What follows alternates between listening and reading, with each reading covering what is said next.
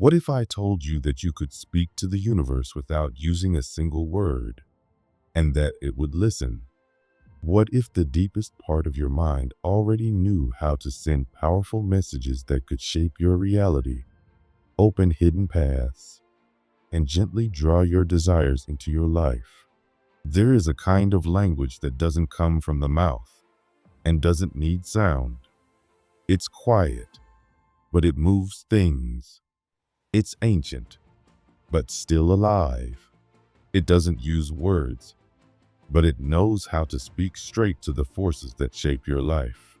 This is the silent language of symbols, and one of the most powerful tools in this language is something called a sigil. A sigil is not just a drawing or a cool-looking design. It's a symbol with a soul. It's a picture built from a real, heartfelt desire. It's a way to send your intention past all the noise and confusion of daily life, past all the doubts of your thinking mind, and directly into the part of you that quietly creates change, your subconscious. A sigil is your wish made into shape. It's your truth, turned into energy. It's not just ink on paper or lines on a page. It's a quiet command sent into the deep. And once it's released, it begins to work silently, without effort, often without you even noticing. The word sigil comes from the Latin sigillum, which means seal or mark. A seal is something that holds power, protects secrets, or carries a message from someone important. That's exactly what a sigil does. It holds your desire. It protects your intention. It carries your personal energy out into the world. People have used sigils for centuries. In ancient times, magicians and alchemists would draw complicated symbols in their books and rituals to call on unseen forces. These symbols were thought to attract certain energies or spiritual beings.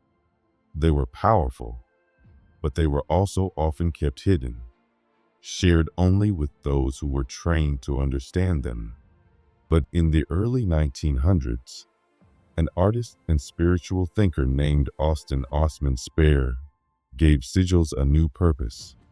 He believed that their true power wasn't in ancient rituals or complicated rules.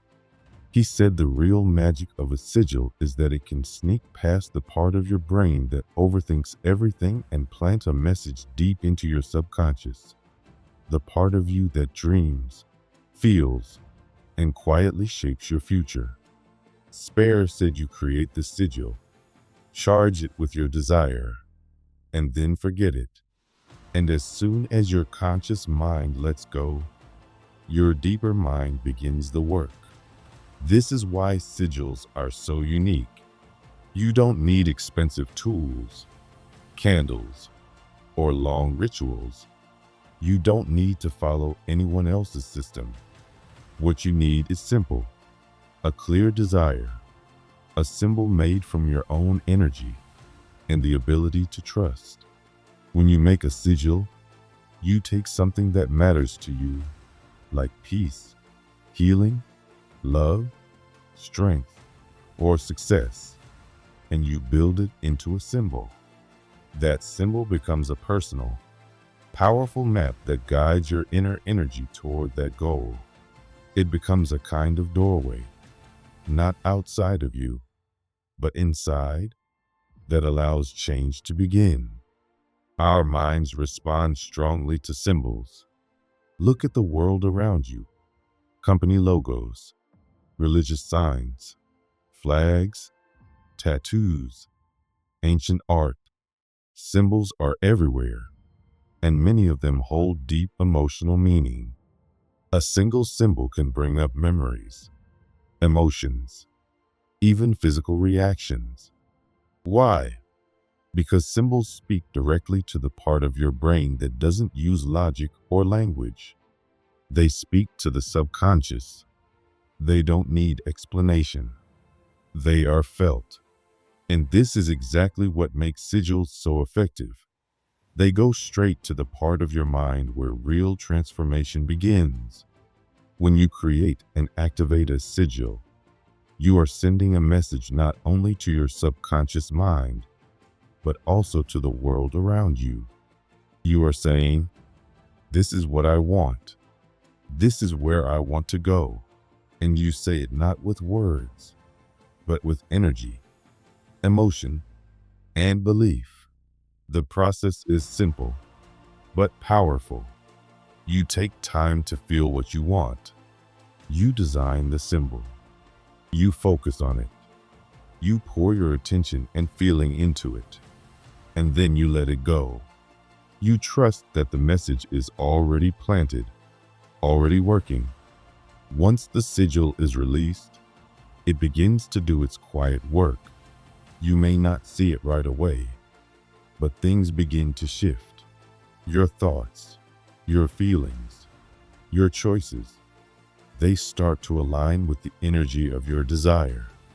You might find yourself thinking differently, speaking more confidently, taking actions that lead to new opportunities. You might start noticing little coincidences that all seem to point toward your goal. These aren't random. These are the signs that your subconscious and the world around you are responding to your signal. Even modern psychology supports this idea. Carl Jung, a famous thinker and psychologist, said that symbols are transformers of psychic energy.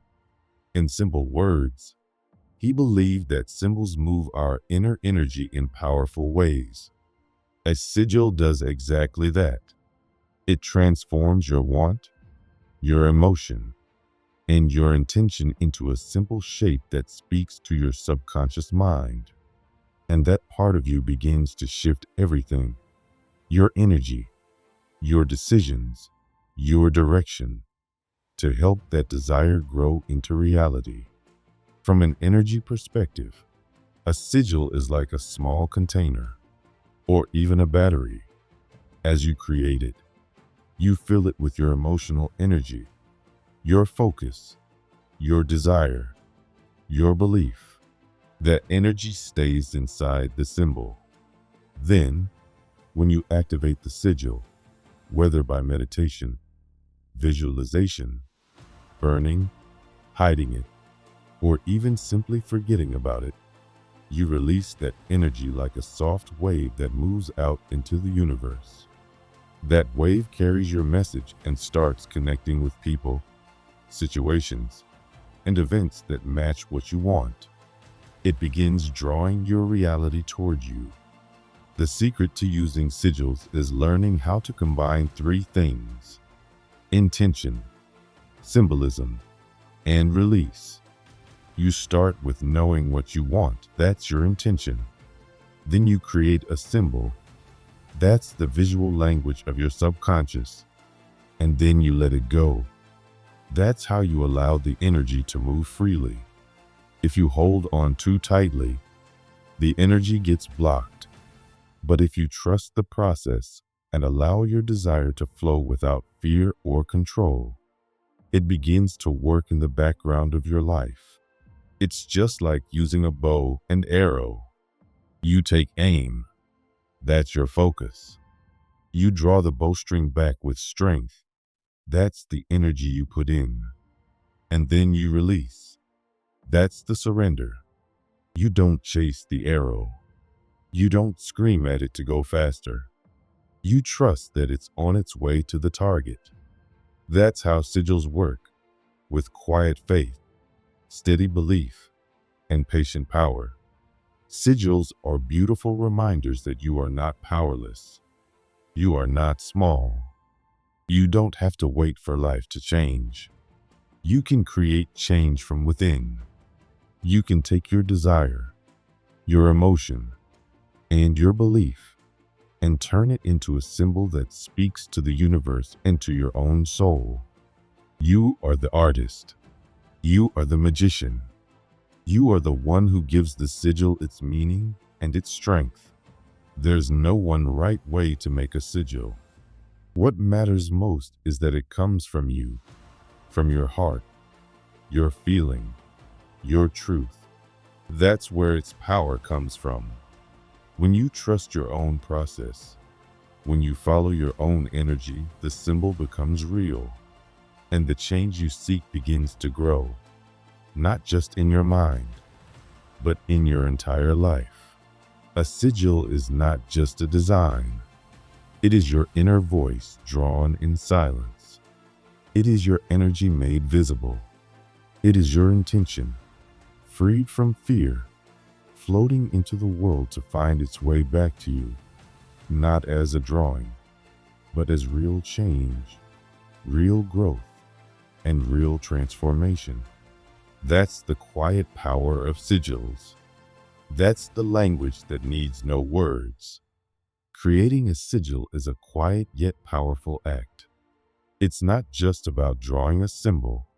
It's about pouring your energy, your focus, your belief, and your desire into a form that speaks to something deeper than words. It's a practice that mixes art, intention, magic, and emotion. It allows you to take what you truly want and send it out into the world in a way that feels real, sacred, and meaningful. This process is not about superstition. It's about awareness. It's about claiming your role as someone who is not only capable of imagining change, but also creating it. Sigils are tools that help you connect your thoughts and emotions to action and transformation.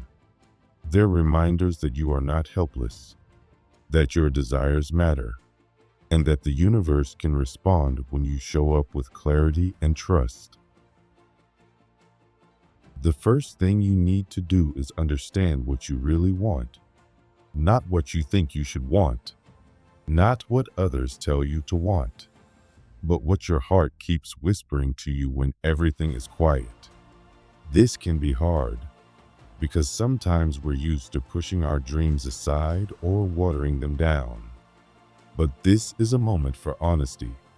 You have to listen to that deeper voice inside you and be brave enough to let it speak. Once you hear it clearly, you take that desire and write it down, not as a wish or a hope, but as a fact. You write it in the present tense, like it's already true. Instead of saying, "I want to be happy," you write, "I am peaceful and full of joy."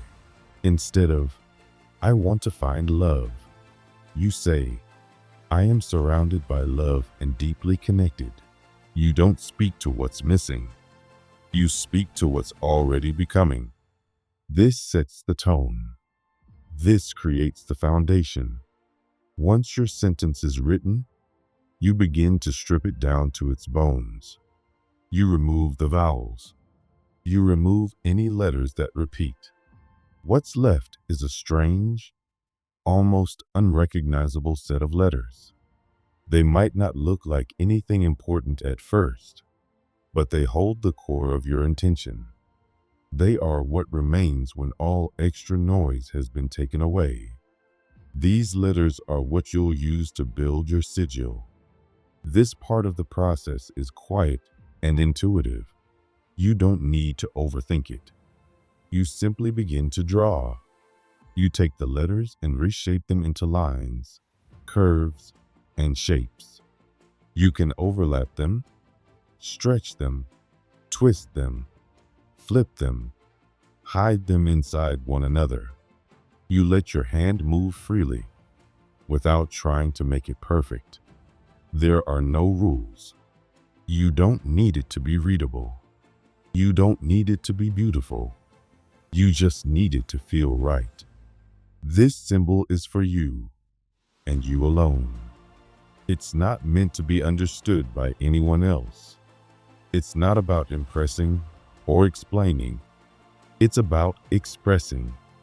It's about turning your invisible desire into something visible, something you can hold and see and focus on. As you draw, stay connected to your intention. Let the feeling of your desire guide the movement of your hand. Let your energy flow into the paper. When the symbol is complete, you move into the charging part of the process. This is where you give the sigil life. You fill it with your attention, your emotion, your energy. There are many ways to do this, and there's no one right method. Some people meditate quietly while looking at the sigil, imagining the desire as already real, feeling it fully in their body.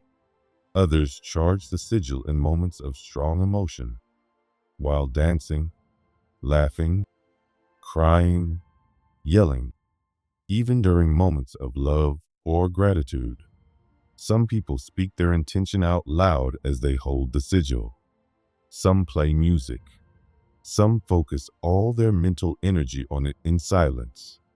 The key is to be emotionally and mentally present, to connect deeply with the feeling that your desire is real, alive, and moving toward you. The more honestly and powerfully you feel, the more energy you give to the sigil. It's like plugging it in and turning on the power. And then comes the most mysterious step of all. You let it go. You don't keep staring at it. You don't obsess over it. You don't check every day to see if it's working. You release it. You can burn it and watch the smoke rise. You can bury it in the earth. You can toss it into the wind, sink it in a stream, or lock it away somewhere and forget it. Some people never look at it again. Some keep it in a special place and move on. The act of letting go is what allows the energy to move freely. It's the same as planting a seed. You don't dig it up every day to see if it's growing. You trust that once you've done your part, nature will take care of the rest. Letting go means you believe. It means you're not trying to force the outcome. You're allowing it to come in its own time, in its own way. And that faith is powerful. Sigils are not just strange drawings or spiritual decorations.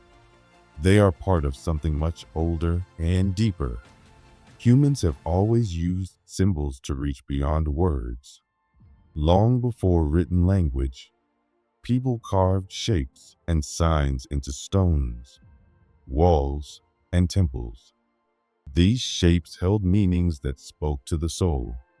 In ancient traditions, sigils were used in rituals, prayers, and invocations. The seals of Solomon, for example, were powerful designs used to call on protection, wisdom, or divine help. These weren't just lines.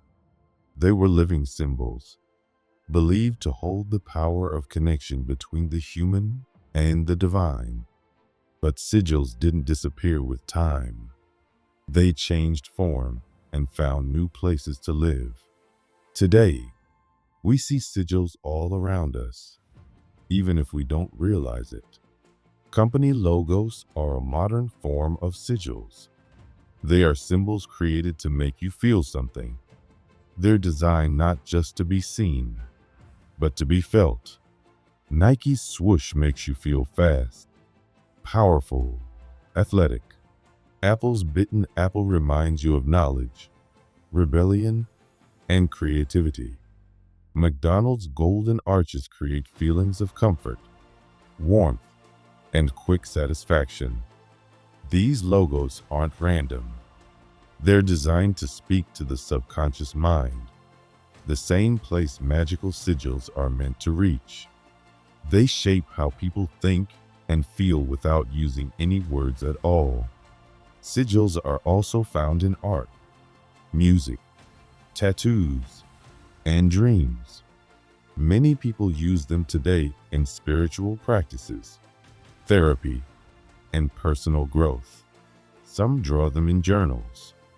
Some wear them as reminders of strength, peace, or healing. Some use them during meditations, prayers, or affirmations. Artists use symbolic designs to express emotions that can't be spoken. Psychedelic art, Sacred geometry and abstract design often carry deep messages hidden in shapes and patterns. These symbols touch something deep within us, something that words often can't reach. What makes sigils so powerful and timeless is that they speak a language that doesn't depend on culture or logic. Symbols speak directly to the unconscious. They don't need to be translated. They don't need to be explained. They are understood by feeling, by memory, by intuition. This is why people across different continents and time periods have created similar shapes: spirals, stars, circles, eyes, trees. These are not coincidences. They are signs that humans, no matter where they are, carry a shared inner language. A language that remembers things the mind has forgotten. A language that comes from the soul. When you create a sigil, you are participating in something ancient and sacred. You are reaching beyond the surface of life. You are saying without words, "This is what I long for. This is what I believe in. This is what I am calling into being." And in doing that, you remind yourself that you are not powerless, that you are a part of something bigger, that your desires are not silly or selfish. They are sacred, that your voice matters, even when it's silent, that your energy, your belief, your love, your focus, they all shape the world around you. Creating a sigil is more than just drawing a symbol. It's an act of remembering who you are: a creator, a dreamer, a soul that can reach into the invisible and bring something real into the world. Whether you make one to feel brave, to find love, to heal your heart, to grow your purpose, or to welcome peace, the act itself is a doorway. It reminds you that you don't have to wait for permission to begin living your truth. You only need to decide, believe, and act with love. So the next time you feel called to make a sigil, know this: you are not just drawing lines on paper. You are making a promise to yourself. You are whispering your deepest truths to the universe. And the universe, in its own quiet way, always hears you.